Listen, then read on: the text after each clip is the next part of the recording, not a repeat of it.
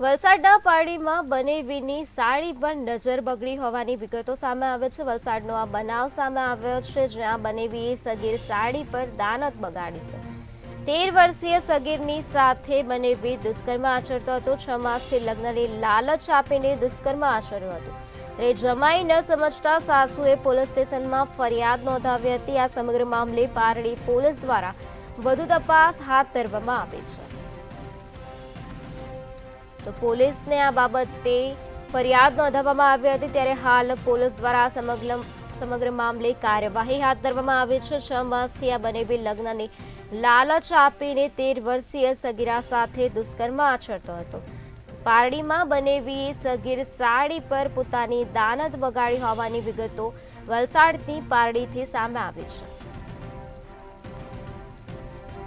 6 માસથી લગ્નની લાલચ આપવામાં આવી હતી અને ત્યારબાદ 13 વર્ષીય સગીરા પર દુષ્કર્મ આચરવામાં આવ્યો હતો। ત્યારે આ સમગ્ર મામલે પારડી પોલીસ સ્ટેશનમાં ફરિયાદ નોંધાવવામાં આવે છે। પોલીસ દ્વારા હાલ આ સમગ્ર મામલે વધુ કાર્યવાહી હાથ ધરવામાં આવી છે।